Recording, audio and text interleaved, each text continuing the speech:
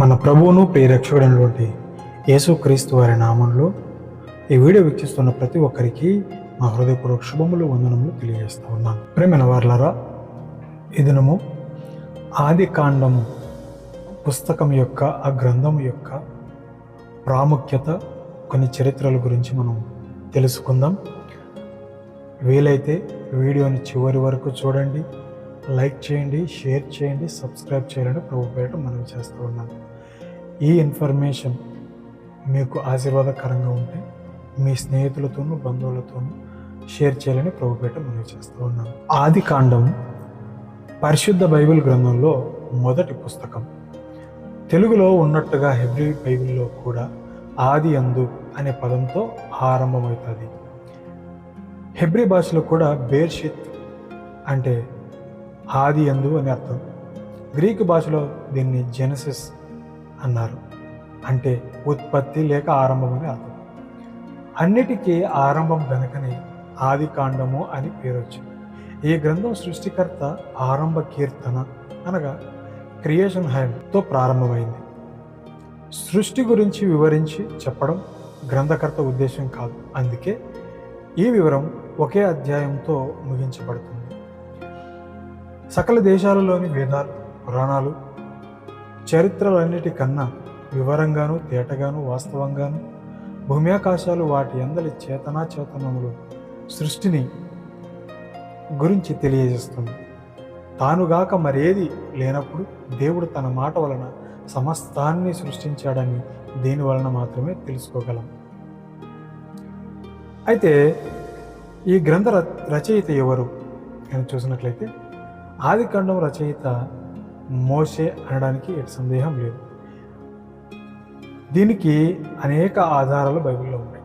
ఉదాహరణకి నిర్గమకాండం 17వ అధ్యాయం 14వ వచనం, 24వ అధ్యాయం 4వ వచనం, 34వ అధ్యాయం 27వ వచనం, మత్తయి సువార్త 19వ అధ్యాయం 8వ వచనం, యోహాను సువార్త 5వ అధ్యాయం 46వ వచనంలో చెప్పినట్టుగా మోషే చేత రాయబడినటువంటి గ్రంథాలలో మొదటిది.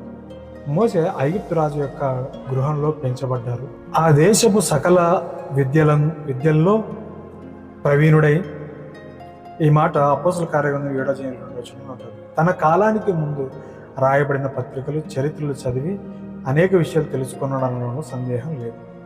ఈ రచనా కాలం మనం చూసినట్లయితే బిషప్ ఆషర్ రాసినటువంటి కాల నిరూపణను బట్టి దాదాపు క్రీస్తు పూర్వం 1490 నుంచి 1450 సంవత్సరాల మధ్యలో సీనాయ్ అరణ్యంలో రాయబడి ఉంటుందని. ప్రాముఖ్యమైన అంశం ఏంటంటే, మానవుని యొక్క పాప విమోచనార్థం దేవుని చేత ఎన్నుకోబడిన జనాంగంతో ఆయన ఆధ్యాత్మిక నిబంధన చేసుకున్నారు. ఇందులో 50 అధ్యాయాలు ఉంటాయి, 1533 వచనాలు ఉన్నాయి. మూలవాక్యాలు వచ్చేసి నీకును స్త్రీకి నీ సంతానమునకు ఆమె సంతానమునకు వైరం కలుగజేస్తాను, అది నిన్ను తల మీద కొడుతుంది, నీవు దానిని మడిమి మీద కొట్టుదువు అనేటువంటి మాట ఆది కాండం 3:15లో ఉంటుంది. నిన్ను ఆశీర్వదించే వారిని ఆశీర్వదిస్తాను, నిన్ను దూషించే వారిని దూషిస్తాను, భూమి యొక్క సమస్త వంశముల నీ యందు ఆశీర్వదింపబడతాయని అబ్రాహాముతో అనుకుంటున్న విషయాలు మనం చూస్తాం. 12వ అధ్యాయం 3వ వచనంలో. ముఖ్య అధ్యాయం వచ్చేసి ఇందులోన 15వ అధ్యాయం ముఖ్యమైనది. అబ్రహాముకు దేవుడు ఇచ్చినటువంటి వాగ్దానాలు ఇందులో ఉన్నాయి. దర్శనం అనే పదం బైబిల్లో 100 సార్లు రాయబడింది. దర్శనం అనే పదం మొదటిగా ఆది కాండంలోనే కనిపిస్తుంది. ఈ అధ్యాయంలో ఉన్న యెహోవా ప్రభువా అనే మాటను హెబ్రీ భాషలో అదోనాయ్ యెహోవా అంటారు. పాత నిబంధనలో ఈ పేరు 400 సార్ల కంటే ఎక్కువగా ఉంటుంది. ఆది కాండంలో గల కొన్ని గొప్ప సంఘటనలు, ఇందులో 4 గొప్ప సంఘటనలు. ఒకటి సృష్టి. దేవుడు వస్తువు, కాలము, శక్తి, అంతరిక్షం మొదలైనటువంటి వాటి సార్వభౌమాధికారి అయిన సృష్టికర్త, సర్వాధికారం గల దేవుడు, సర్వసృష్టికి ఉన్నతమైనటువంటి సృష్టికర్త. కొలసీలు రాసిన పత్రిక 1:16లో ఆయన సృష్టిలో మానవుడు ఉత్కృష్టమైనటువంటి వాడు. రెండవది పతనం. పాపం వల్ల మానవుడు దేవుని నుండి వేరై దూరమైపోయాడు. మానవుడు అనగా ఆదాము దేవునికి దూరమైపోయాడు. రెండవదిగా మానవుడు కయ్యూను మానవునికి దూరమైపోయాడు. మూడవది జలప్రళయం. మానవులు విస్తరించిన కొలది పాపం విస్తరించింది. నోవాహు అతని కుటుంబం తప్ప మానవ జాతిని అంతటిని దేవుడు శిక్షించాల్సి వచ్చింది. 4వదిగా జాతుల్ని వేరుపరచడం. మనమంతా నోవాహు ద్వారా ఆదాము సంతానమే. అయితే బాబేలు గోపురం కట్టడం ద్వారా చేసిన తిరుగుబాటు వలన ఒకే సంస్కృతి గల మానవ జాతి నకముకల చెదరగొట్టబడింది. ఆది కాండంలో జతపరిచినటువంటి కొన్ని పేర్లు: ఆదాము, హవ్వ, కయ్యను, హేబెలు, అబ్రహాం, లోతు, ఇస్సాకు, ఇస్మాయిలు, ఏశావు, యాకోబు, యోసేపు, అతని సోదరులు.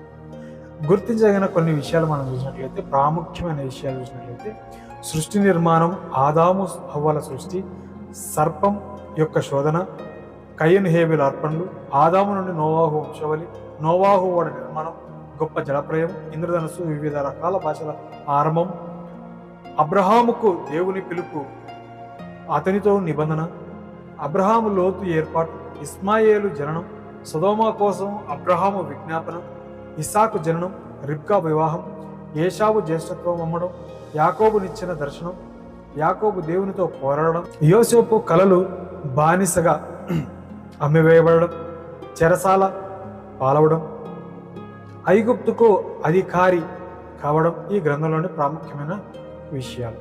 ఈ గ్రంథంలో గల కొంతమంది 5 గొప్ప వ్యక్తులు ఎవరంటే, హానోకు 3 దశాబ్దాల పాటు అనగా 300 ఏళ్ళు దేవునితో నడిచాడు. 5వ అధ్యాయం 22వ వచనంలో. ఇంత దీర్ఘకాలంలో వారి దివ్య సహవాసానికి ఎలాంటి అంతరాయం కలగలేదు. హెబ్రీయుల రాసిన పత్రిక 11:6, యూదా 14వ వచనం, హెబ్రీయుల రాసిన పత్రిక 11:5, ఆదికాండం 5:24 మరణం చూడకుండా కొనుకోబడ్డాడు అని రాయబడింది. తర్వాత నోవాహు అంటే నెమ్మది కలిగినటువంటి వ్యక్తి అని అర్థం. 5:20లో దేవునితో కూడా నడిచాడు, కృప పొందినవాడు, నీతిపరుడు, నీతిని ప్రకటించినవాడు, కుటుంబాన్ని జలప్రలయం నుండి తప్పించిన వ్యక్తి. ఆదికాండం 6:8, 6వ అధ్యాయం 8-9 వచనాలు, 7:1. అదే రీతిగా హెబ్రీయులు 11:7, మొదటి పేతురు పత్రిక 3:20, యెహెజ్కేలు గ్రంథం 14వ అధ్యాయం 14వ వచనం. 3వదిగా అబ్రహాం గురించి. బైబిల్లో ప్రాముఖ్యమైన వ్యక్తి. సుమారు 300 సార్ల కంటే ఎక్కువగా ఇతని గురించి బైబిల్లో ప్రస్తావించబడింది. పాత నిబంధన గ్రంథం 16 పుస్తకాలలోను, నూతన నిబంధన గ్రంథంలో 11 పుస్తకాల్లోనూ ఉంది. యెషయా గ్రంథం 41వ అధ్యాయం 8వ వచనం, 2 దినవృత్తాంత గ్రంథం 20:7, యాకోబు 2:23. అబ్రహాము దేవుని స్నేహితుడని రాయబడింది. అబ్రహాము పిలుపు ఈ గ్రంథానికే ఇరుసు లాంటిది. దేవుడు అబ్రహాముతో చేసిన 3 నిబంధనలు మానవ జాతి రక్షణకు పునాదిగా ఉన్నాయి. 4వదిగా యాకోబు తన అన్నగారిని మోసగించాడు. బెయేర్షెబ నుండి బయలుదేరి 500 మైళ్ళ దూరంలో ఉన్న తన తల్లి ఇంటికి పద్దనరామునకు వెళ్ళి పిమ్మట నలగొట్టబడి స్వార్థాన్ని నుండి సేవకత్వానికి మారాడు. యాకోబు ఇశ్రాయేలు అయ్యాడు. ఆదికాండం 32:28 వచనం, హోషేయ గ్రంథం 12:3 వచనం. ఇక యోసేపు గారు ఫలించడి కొమ్మ అని అర్థం, క్షమాహృదయం గలవాడు అని అర్థం. ఐగుప్తుకు ప్రధాని. ఫరో పెట్టిన పేరు జప్నత్పనేహు అంటే రహస్యములు బయలుపరచువాడని అర్థం. ఆదికాండం 49:22, 45:15, 37:18, 41, 40, 50:21. యోసేపు మరణముతో ఇశ్రాయేలులకు గొప్ప బానిసత్వం సంభవించడంతో ఈ గ్రంథం ముగుస్తుంది. గ్రంథ విభజన మనం చూసుకున్నట్లయితే, మొదటి భాగంలో సృష్టి, తర్వాత మానవుని పతనం, జలప్రళయం, తీర్పు, బాబేలు గోపురం. రెండో భాగంలో అబ్రహాము జీవితం, ఇస్సాకు జీవితం, యాకోబు జీవితం, యోసేపు జీవితం. ముగింపులకు వచ్చిన మనం పాపము దేవునితో సహవాసాన్ని, బంధుత్వాన్ని తెంపివేస్తుంది. సాతాను ముఖ్యోద్దేశం సృష్టికర్త నుండి వేరు చేసి తన మీద విశ్వాసాన్ని వృద్ధి చేసుకుంటాడు. మంచిదేదో కొంత వారికి ఇవ్వకుండా దేవుడు దాచుకున్నాడనే భావన ఆదాము హవ్వను కలిగించాడు. ఆదాము పాపం చేయడానికి హవ్వను వాడుకున్నాడు. ఇది ఆదికాండం గ్రంథం గురించి క్రొత్త నిబంధన గ్రంథంలో 60 సార్లు రాయబడింది. ఈ విషయాలు మీకు ఆశీర్వాదకరంగా ఉంటే, ఈ విషయాల ద్వారా అనేక విషయాలు మీరు నేర్చుకున్నట్లయితే మన ఛానల్ని సబ్స్క్రైబ్ చేయండి, లైక్ చేయండి, షేర్ చేయండి. దేవునికి మహిమ కలుగును గాక. అందరికీ వందనాలు. Thank you all.